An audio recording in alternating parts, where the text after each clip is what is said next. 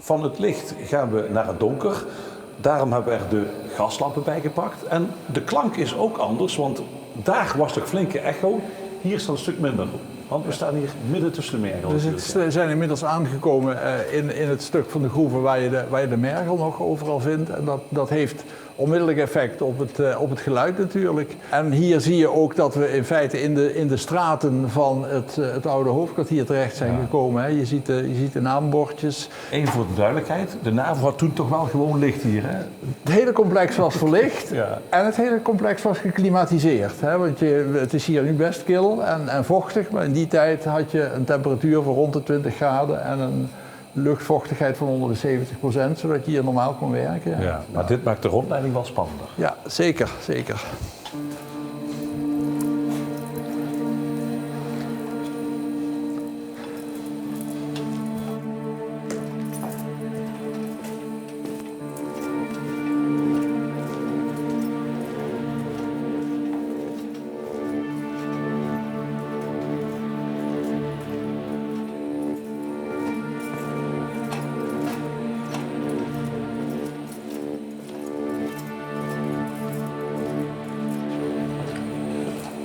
Nou ja, hier zie je dus heel mooi het contrast tussen aan de ene kant de dozen die de NAVO gebouwd heeft en de oude mergelwand die hier al was.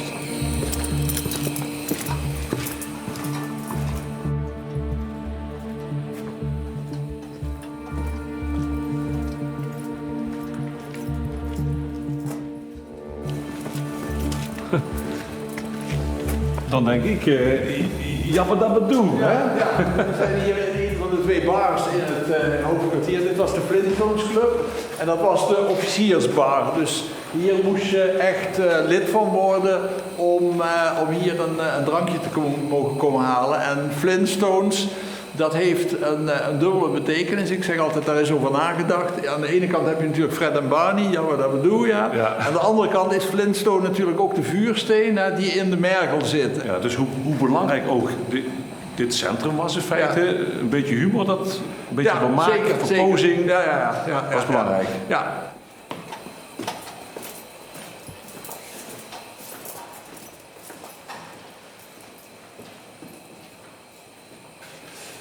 Nou ja, we zijn nu van de Flintstones bar in de Mushroom Club gekomen. Dat was de bar voor iedereen, de All Ranks bar zoals ze dat noemden. Wij hebben door middel van schildjes die met dit hoofdkwartier te maken hebben, of die we van oud-medewerkers gekregen hebben we hier iets van een stukje aankleding proberen te maken. En dat is iets waar we eigenlijk voortdurend mee bezig zijn om te proberen de beleving wat te vergroten.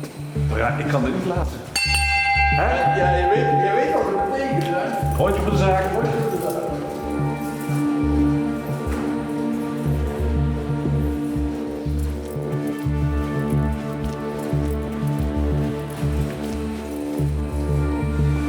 Zo, hier zijn we in de energiecentrale van het hoofdkwartier. Zo. Hier liggen 3 dieselgeneratoren. Dat betekende dat er 2 draaiden en eentje in reserve stond voor onderhoud of voor als er gebreken waren. Tot in de jaren 70 is dit de enige elektriciteitsvoorziening voor het hoofdkwartier geweest. En vanaf die tijd is het hoofdkwartier aangesloten op het stadsnet en werden dit de noodstroomvoorzieningen. Ja. Wat wij met onze vrijwilligersgroep willen is ze graag als industrieel monument wel in stand houden. En daar hebben we nog wat werk aan, zoals je ziet.